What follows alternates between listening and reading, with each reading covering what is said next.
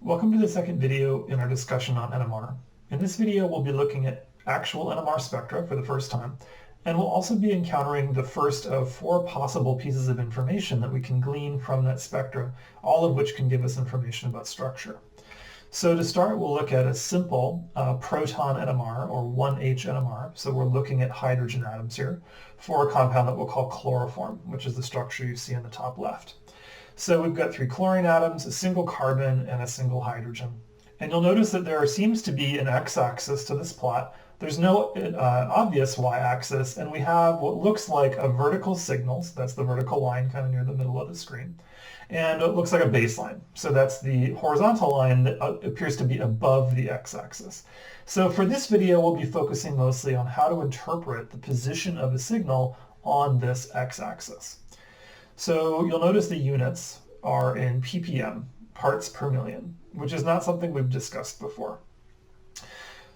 We normally think about what we measure in NMR as a resonance frequency. That's what we talked about in the first video of this series. But it turns out what you're looking at really is a resonance frequency. It's just actually converted into a more easily interpreted or easily discussed piece of data. So this chemical shift, sometimes represented with a lowercase delta, is typically reported in ppm rather than hertz. Rather than seeing an actual direct measurement of frequency, you'll see parts per million. A lot of times people just report chemical shift and then the number. So in this spectrum, we could say that the signal from chloroform, or the hydrogen of chloroform, has a chemical shift of around 7.2, if I was to estimate with the plot. Chemical shifts are relative measurements. So these are actually essentially the displacement of the signal relative to a reference signal. So this could be something else you add to your sample that we, as chemists or scientists, have decided has a particular chemical shift. Sometimes we use solvents, right? But the idea is that there's no such thing as an absolute chemical shift.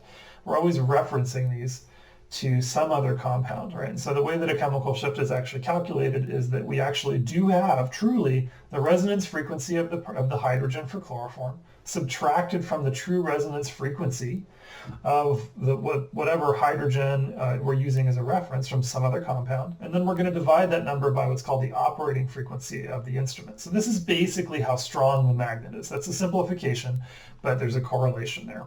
So at LMU, and so for all the data that you'll see this semester, the operating frequency of the instrument is 400 megahertz. So that capital M is mega, or 400 times 10 to the 6th hertz.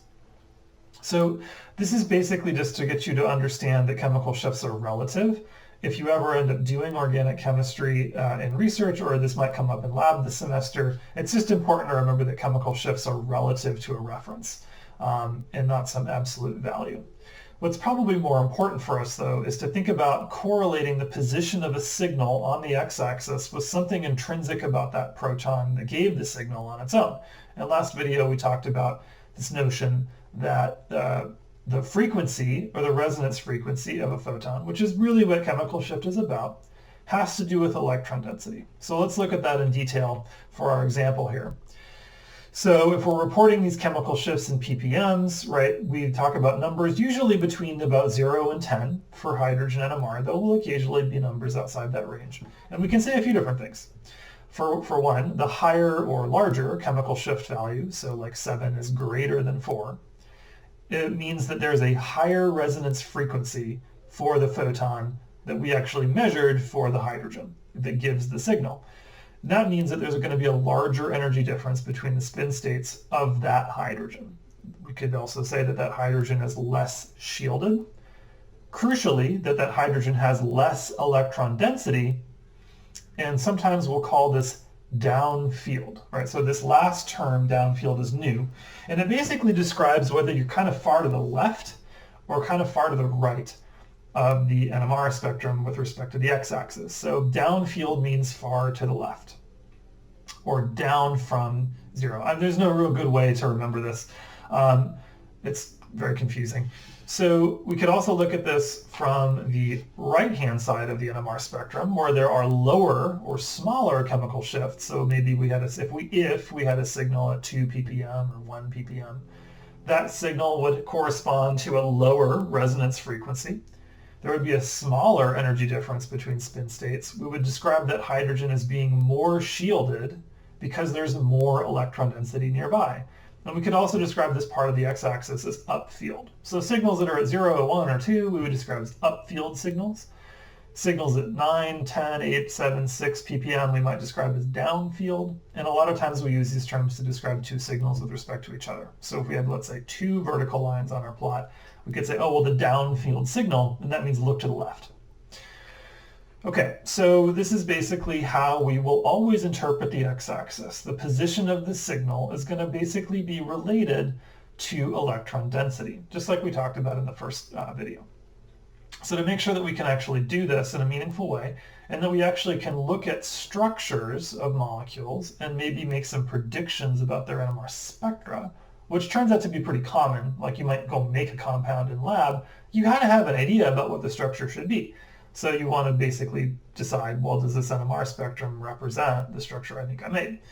So let's do this in a set of 4 questions. So for the structure that I'm showing here, and I've drawn all the hydrogens in, there's no implied hydrogens here. I'd just like for you to answer these 4 questions, but please do them in order and take your time. You can pause the video, and I would encourage you to write your answers down on a piece of scratch paper, or if you're taking notes, do it there, maybe in pencil. And the idea here is I just want you to think about this. It doesn't matter whether you end up with the right answer or not, right? But the idea is that this concept of how to interpret an NMR spectrum, it should be intuitive at some level, or it should become intuitive over time. So yeah, pause your video and answer the questions. So here's the NMR spectrum of the compound that you were analyzing when you were answering those 4 questions.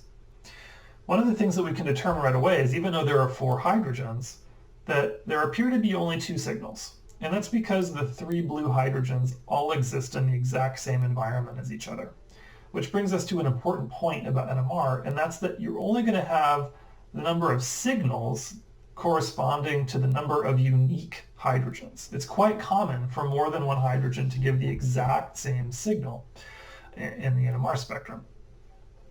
So it's very common then that the total count of hydrogens is not necessarily representative of much. Really, we need to think about uniqueness.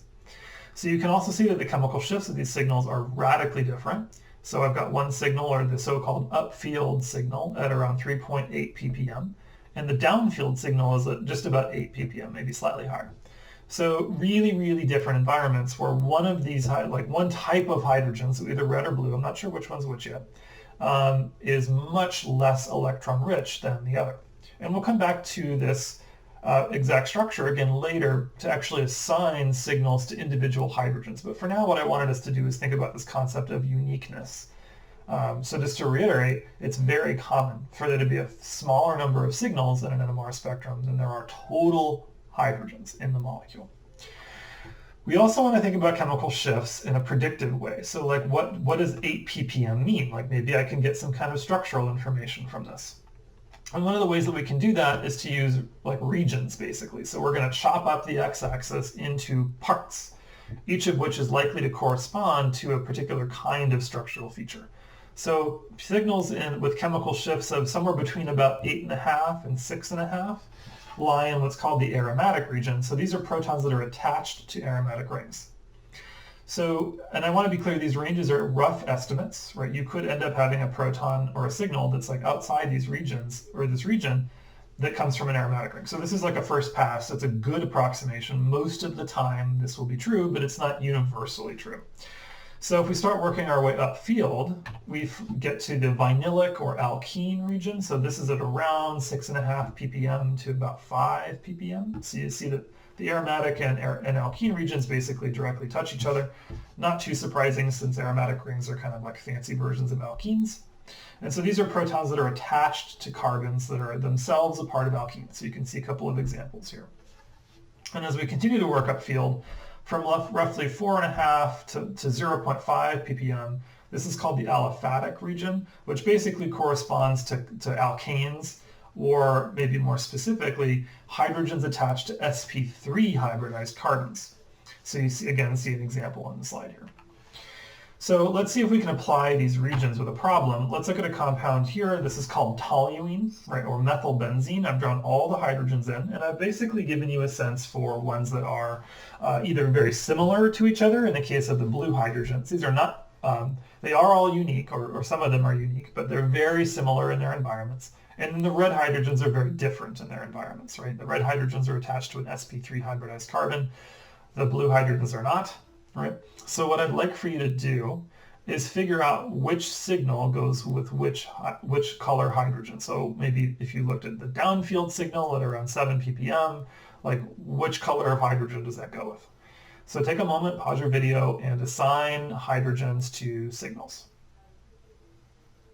You've had a chance to work this out, and I'm hoping that you are able to do so successfully, but if not, that's okay, right? The idea is to engage with these questions. It's not to get them right necessarily. So let's do this using regions, right? So first of all, what we could literally do is either draw boxes or lines around those cutoffs for our aromatic, alkene, and alkane regions, which I've done here. I've just reproduced the boxes I was showing you on earlier slides. And I can see that 2 of those boxes have at least one signal in them, and 1 box has nothing in it. So I know that I don't have any protons or any hydrogen atoms that were attached to alkenes. That alkene region is empty. But I do have a signal that corresponds to an alkane region. That's probably the red hydrogen, since they're attached to an sp3 hybridized carbon. And the aromatic region, which is around 8.5 to 6.5 ppm, corresponds to the hydrogens attached to the aromatic ring. So those are the blue hydrogens. So we could use regions to do our assignments here. I would strongly encourage for you to memorize the region values, and whenever you have a proton NMR spectrum, to like draw these boxes or bands on the x-axis in to help simplify analysis. I'm not going to ask for you to memorize specific chemical shift values for different kinds of functional groups, for instance, but it's important for you to know these regions. Okay, so let's look at another example compound. What's called benzyl chloride. So here we have a chlorine atom attached to a carbon here. So I've basically taken toluene, the compound we were looking at before, and I've replaced one of the alkane hydrogens with a chlorine atom. And I'm also showing you the hydrogen NMR spectrum for this compound. So again, 2 signals, right? And one of the things that we might notice is that the signal that's upfield, so has a chemical shift of around 4.5, seems to be at a higher chemical shift value than it was for toluene itself, right? So when the chlorine wasn't there. So I'm actually going to go back 1 slide to show you the NMR spectrum of the compound without the chlorine atom once again. Right, so you can see that signal that we've assigned to the red hydrogens has a chemical shift of, let's say, like 2.3, 2.4 ppm. And then when I put the chlorine on, that signal moves downfield to around 4.5 ppm. Right, so it's clearly the chlorine is doing something. So what is the chlorine doing, and how is this happening? Well, to get started, we'll think about the fact that chemical shift is reporting something about electron density. As that chemical shift gets larger, it seems to be the case that there's less electron density near the blue hydrogens. Well, why would that be? We know that the carbon-chlorine bond is highly polar, and that makes the carbon electron poor. So you could represent this polarization using partial charges like delta plus and delta minus. And that delta plus on the carbon is going to influence the amount of electron density that's nearby the hydrogens. We'll talk about the way that this happens in gritty detail at the end of this video, but for now it's sufficient to say that this polarization from the chlorine, or maybe more specifically the carbon-chlorine bond, gives rise to changes in chemical shift. Well, why is that exactly?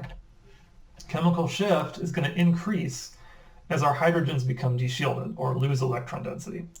Because what we're basically doing is making B sub I, that induced magnetic field, we're making it smaller, right? So when we have less electron density, we're talking about the signal or the hydrogens being deshielded. And when they're deshielded, we know that there's going to be a smaller induced magnetic field nearby the hydrogen that's giving the signal.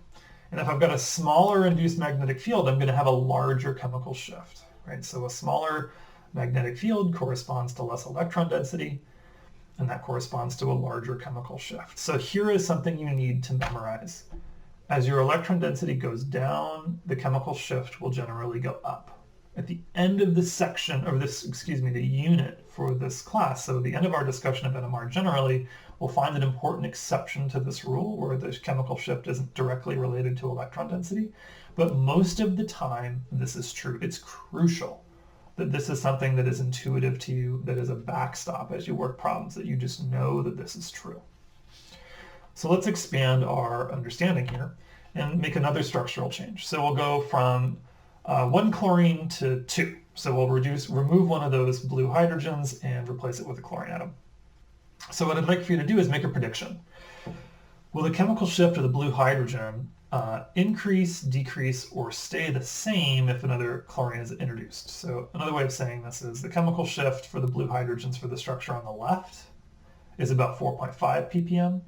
What do you think the chemical shift will be for the blue proton for the compound on the right? Will it be more or less or about the same as 4.5 ppm? So pause your video and make your prediction.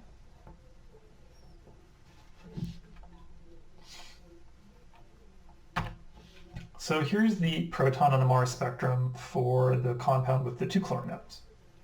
And you can see that the signal we've been tracing has moved down, moved downfield again. It has gone to around, let's say, 6.5, 6.6 ppm from 4.5. So adding a chlorine atom seems to have further de-shielded the blue hydrogen. We've made the blue hydrogen even more electron poor, which gives us an important kind of cornerstone for analysis. If we have multiple functional groups, like in this case 2 different chlorine atoms, their impact is kind of additive. It's not literally additive, where it's like each chlorine you gain 2.5 or something like that. It doesn't work that way. But we could say that introducing another chlorine, we get an additional de-shielding or removal of more electron density, and that will make the chemical shift go up or downfield even more.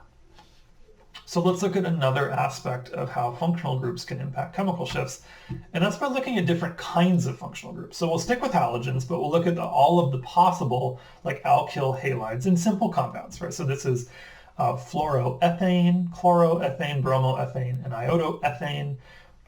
Me stands for a methyl group or a CH3 group. So we're really looking at the chemical shifts here of the hydrogens that are attached to the carbon that's also attached to the halogen, right? So those are all shown here in blue. And the chemical shifts for proton NMR for these blue hydrogens are given directly below. So just remember that I'm just throwing 1 hydrogen in. There are 2 on the carbon that has the halogen, but those 2 hydrogens will be totally equivalent to each other, totally the same. And so it's, we're just talking about the chemical shifts of the hydrogens that are closest to the halogens. So clearly, we have a different chemical shift impact depending on the kind of halogen that's present. And that's kind of a general concept, that depending on the exact structure of whatever group is nearby a hydrogen, I'll get different kinds of effects on chemical shifts. But we'd like for us to be able to predict, at least qualitatively, like how big an effect will actually occur. So what I'd like for you to do is try to explain the results above, right? So why is it that the hydrogen close to a fluorine has a higher chemical shift than, say, the hydrogen attached to a carbon that's attached to, say, a bromine? So just another reminder that a higher chemical shift value indicates a more electron-poor hydrogen. So pause your video and try to come up with an explanation here.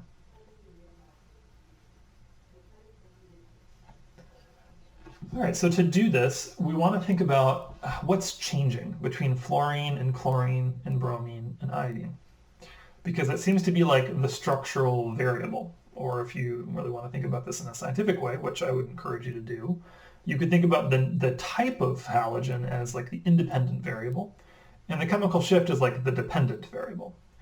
So how is a fluorine atom different from a chlorine? Well, I can think of a few things. We know that a fluorine atom is more electronegative than a chlorine atom. And we also know that a fluorine atom is smaller than a chlorine atom. So at least now, either of those atomic properties or periodic trends, if you will, could correlate with this data. And so we can actually look at this. I've looked up the electronegativity values for the 4 different halogens here. Fluorine is 4.0, chlorine is 3.5, bromine is 3.0, and iodine is 2.7. And so we can see a correlation. As the electronegativity of the halogen goes down, the chemical shift of the hydrogen nearby also goes down. So we could also play the same game with atomic radius where this proportionality would be inverse, right? So as the atom gets bigger, the chemical shift would go down. But because we've already explained chemical shifts on the basis of bond polarity, way back when we first looked at that carbon-chlorine bond earlier in the video, it seems to me that electronegativity makes a lot of sense as an explanation. Because we know that a carbon-fluorine bond is much more polar than a carbon-chlorine bond. And if that bond is more polar, the carbon should be more positive, and that means there's going to be less electron density nearby the hydrogen. Right, so this concept of moving electron density either away or in some cases toward a hydrogen or some other part of a molecule based on bond dipoles or differences in electronegativity has a name. We call this induction. And so in the second half of this video, we're going to drop the PowerPoint modality and actually look at this concept of induction in a little bit more detail, because it turns out that it's going to be very useful for us all semester long, both for explaining trends in NMR spectra, but also for talking about chemical reactivity and structure. So it's one of the tools that I'd like for us to master early on in the semester. In this section of the video, we'll be talking about this concept of induction, which we've encountered a couple of times already as we've looked at NMR spectra. And in particular, we saw this when we started to introduce, for instance, halogens into molecules and what happened to nearby hydrogens. So as I mentioned, induction is a process that occurs in essentially any molecule that has bond dipoles in any part of it. That's going to be relevant for NMR spectra, but it's also going to be relevant for reactivity or acidity or even structure in a lot of cases. So it's going to be helpful for us to be able to use this argument or this kind of assessment all throughout the semester. To get started, let's define this concept of induction. What we mean here is this is a process of essentially moving electron density around a molecule or distributing it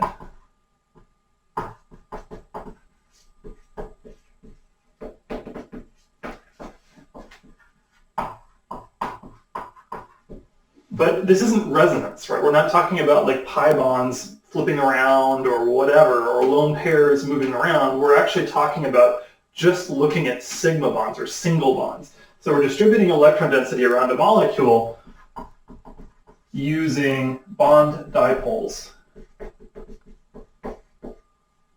Implied within this is that we're talking about single bonds for the most part.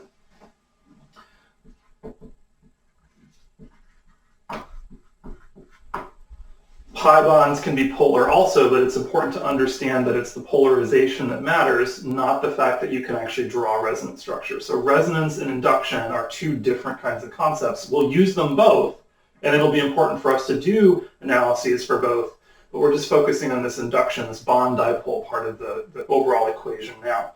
So let's look at an example where we're going to take a really simple molecule, because I'm actually going to draw the bonds in an unusual way. All right, so let's look at like methane. So I'm actually going to write all of the atoms out. So I've got a carbon bonded to a hydrogen, bonded to another hydrogen. There's tetrahedral geometry, so I want to try to show that. And I just want to focus on one of the CH bonds, this last one that I've left blank. And what I'm going to do is actually draw the electrons in red. So I'm going to draw them as dots, and I want to try to show where they reside between the carbon and the hydrogen. So for instance, if I have a hydrogen here, I'll leave myself some space.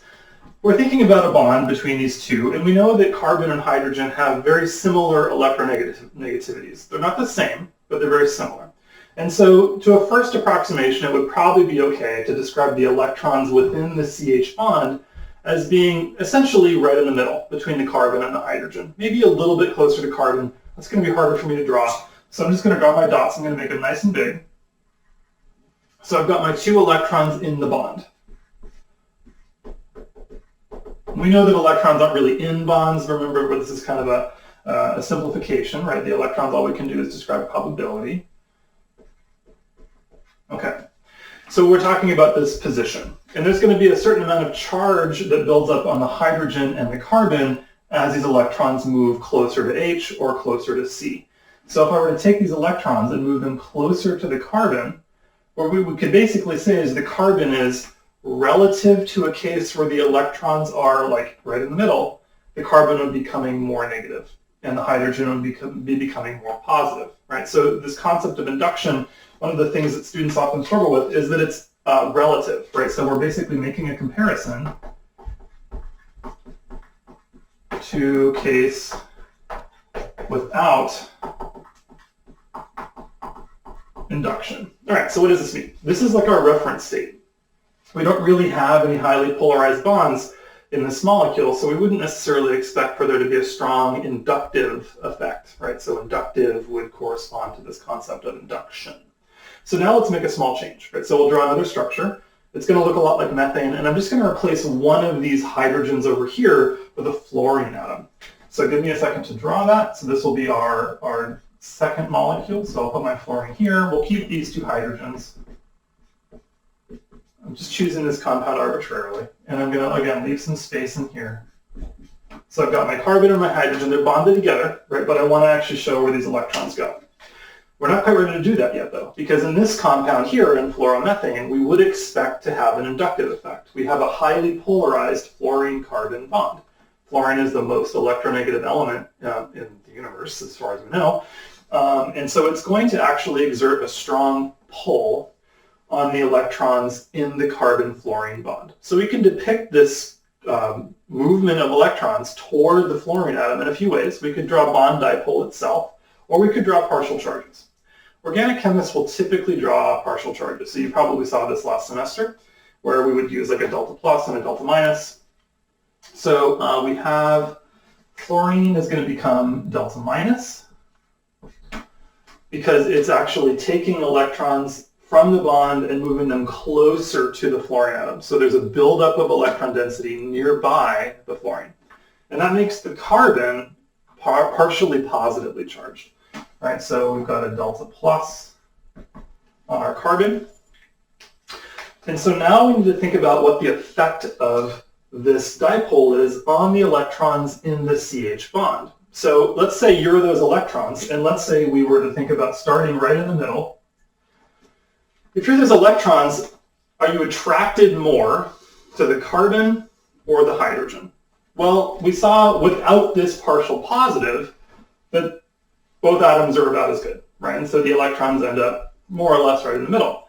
But we've now made this carbon partially positive, and we know that electrons, being carriers of negative charge, are going to be attracted to positive charge.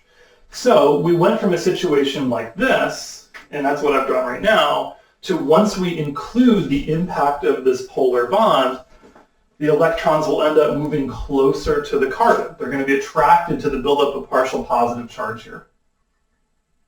So I'll depict that like this, right? And I'll make a note. So these electrons are closer to carbon.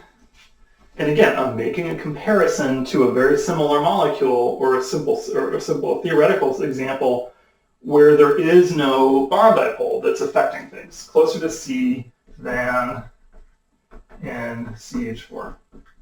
So this is this relative idea that I'm comparing this structure and the charge distribution within these bonds to something else, right?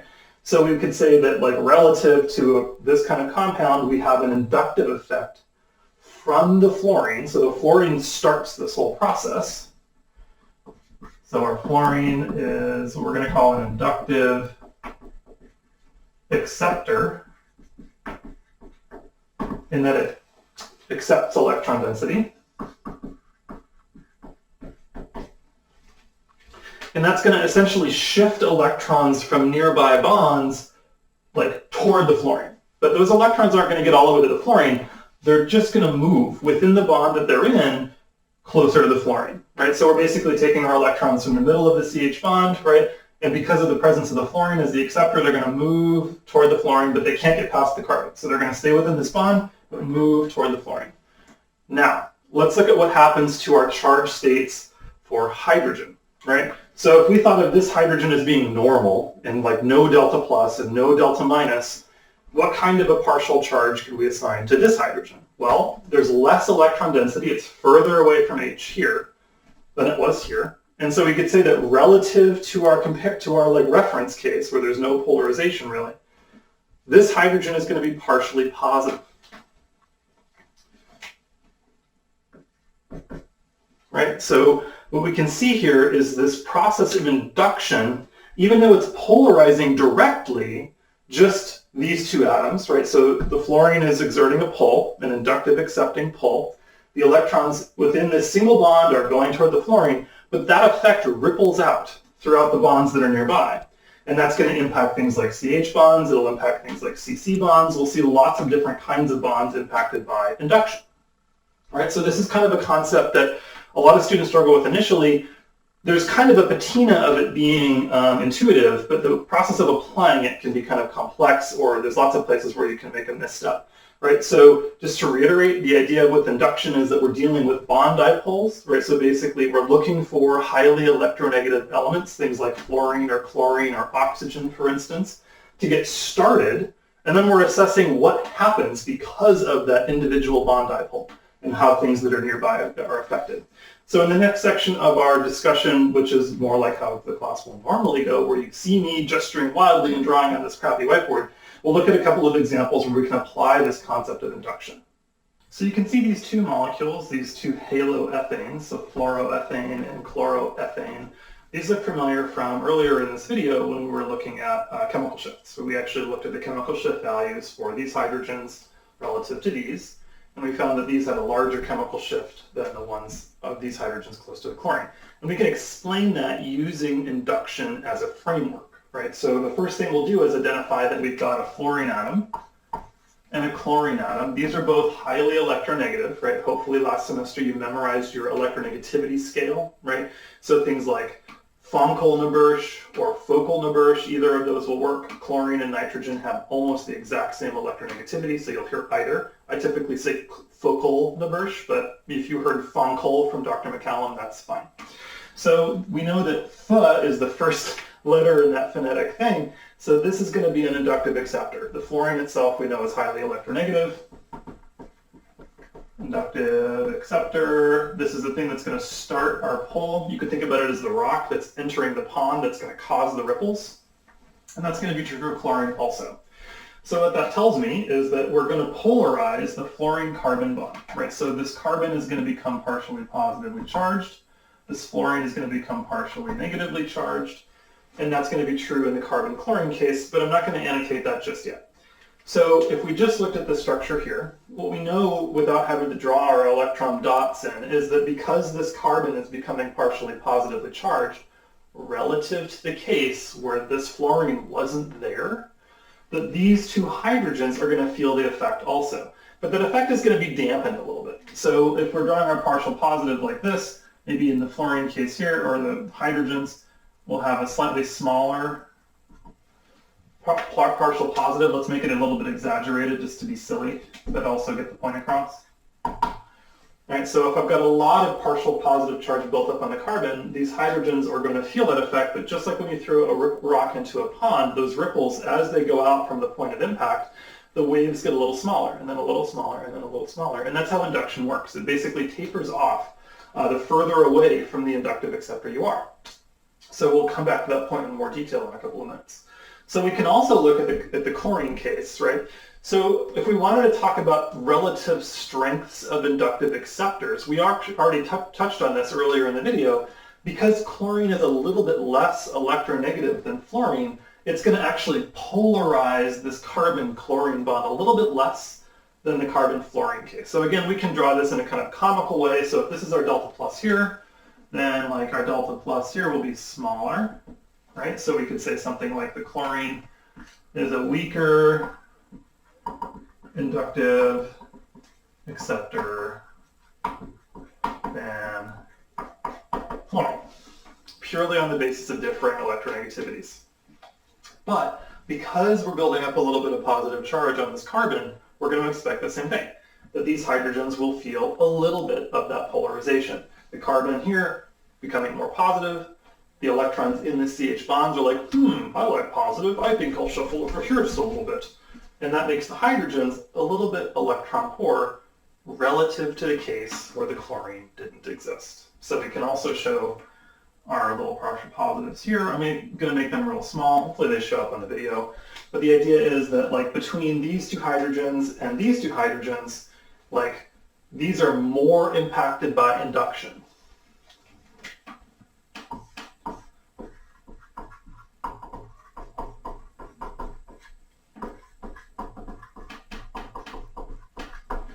And that's because they're nearby a more powerful acceptor.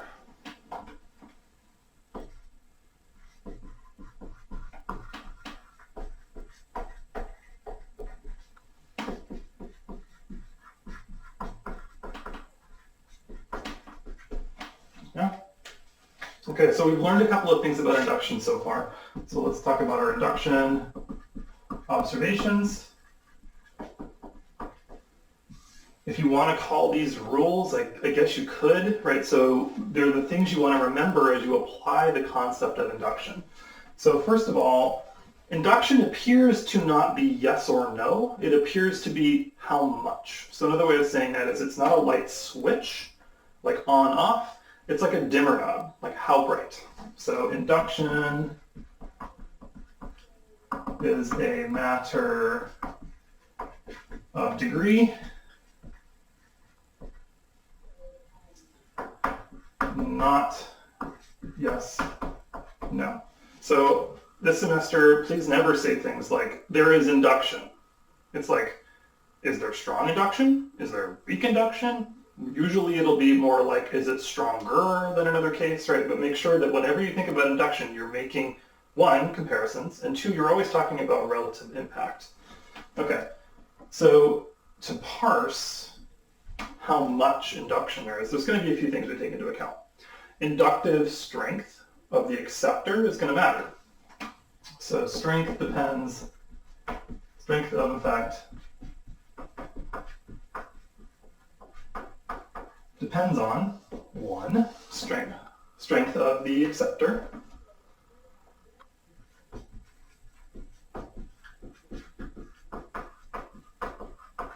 There are such things as inductive donors. They're unusual. We probably won't even see one this semester, but the same thing would apply, right? If we were dealing with inductive donation, then we would basically have the exact same observation, but it would be the strength of the donor instead, right? But like I said, accepting is almost always what we're going to be seeing, so we'll just keep it at this. And that's what this example shows us, right? We've got a stronger acceptor that makes these hydrogens more heavily impacted, right? So basically the inductive accepting of this fluorine is stronger, and that effect will show up in the various characteristics of these hydrogens. That's what we saw by NMR, right? Chemical shift-wise, we know that these chemical shift, the hydrogens the hydrogens here have a chemical shift of 4.5, so basically they're quite electron poor.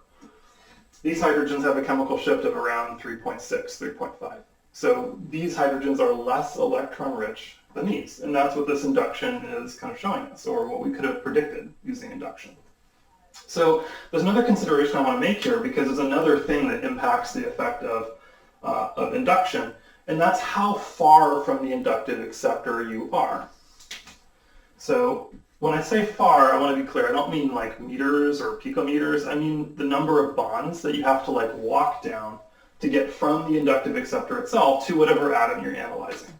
So I'm going to put distance in quotations, distance from acceptor group, and distance is going to be number of single bonds, or sigma bonds, if you like using that language instead. So I'm going to clean up my example space here a little bit and draw two new structures, but I want to keep working with this list. So let's look at a different situation, different molecule. So let's take a look at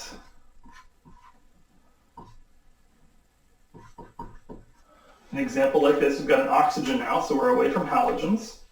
And I'm going to draw on two different hydrogens here. So I'm going to draw a hydrogen here. Or we know there's two on that carbon, but I just want to talk about one of them. And then I'll draw another one out here. Okay.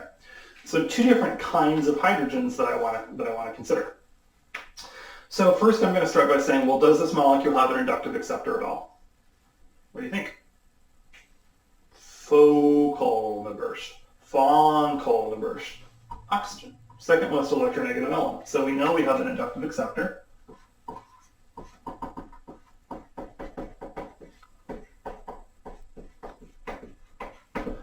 And that means that I want to start thinking about the impact of this inductive acceptor in this case, I'm going to be worried about these two hydrogens, but I'm always going to be able to choose like what atom I want to analyze for an inductive effect.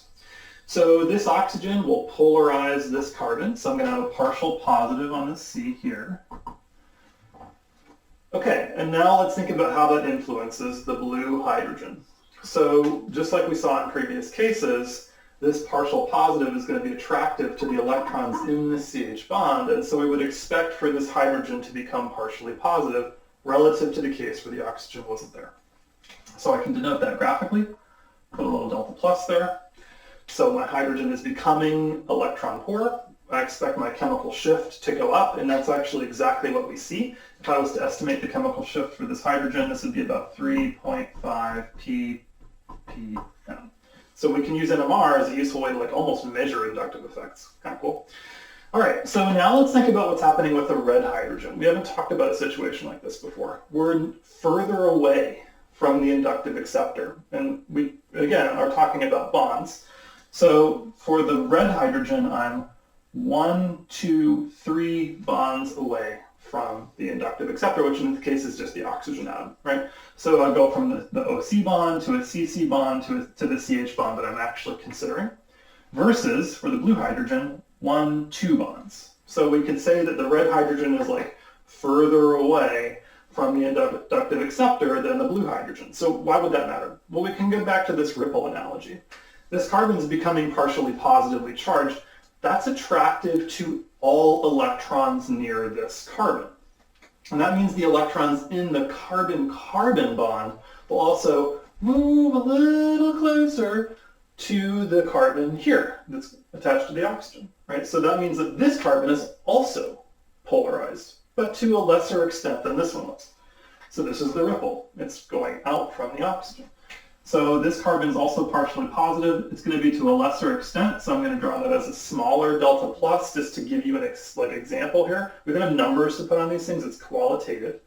And because this carbon is a little bit positively charged relative to the case where the oxygen wasn't there, this CH bond, so the bond to the red hydrogen, that's also going to be just very slightly polarized, right?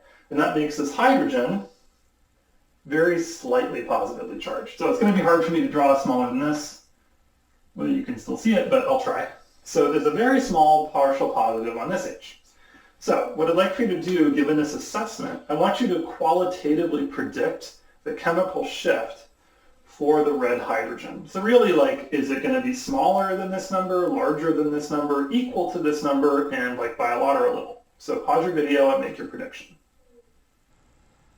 So you've had a chance to think this through, and one of the things that we could consider is that moving this distance away, we're now doing a couple of things. We're diluting the effect of the inductive acceptor across another carbon, right? So that matters, and you can see that every bond we go from the oxygen, this effect weakens, right? So it turns out that induction is very sensitive to this concept of distance or the number of bonds that you're kind of traveling through. So the chemical shift for this hydrogen is going to be smaller than this number, right? There's less withdrawal of electron density from within the CH bond for the red H than there is for the blue, just like we saw with our little partial positives, and we know that chemical shift tracks with electron density. But what you might be surprised to find is how different this is. So this is around 1.3 ppm. Really big difference between these two, right? I wouldn't have necessarily expected you could figure that part out. To give you a sense, if this oxygen weren't here and we just replaced it with like a CH2 group, so we'd have, I guess, butane, the chemical shift here would be around 1, so, or maybe 0.9. So we're a little bit electron poor relative to the case where there was no oxygen, but it's a kind of a small effect versus being essentially adjacent to the inductive acceptor makes a really big difference. And really, if you went one more carbon out, so if I added another carbon, put a hydrogen in, the effect would almost disappear entirely. So really for induction, we're talking about kind of like 4 bonds or less to get to the inductive acceptor, but there's not really a hard or fast rule here. All right, so this is our second idea, this concept of distance. We'll see this a lot, and we'll repeat in other areas of this course using these ideas and bring them up again. But the idea is I wanted to make sure that we knew what induction was and could apply it pretty quickly. The third one, it turns out you've seen before, and that's that inductive effects are additive.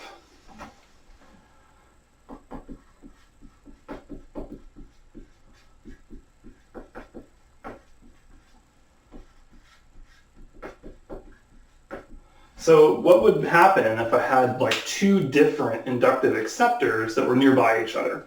Well, the atoms that kind of see both that are an appropriate distance away are going to be impacted by both.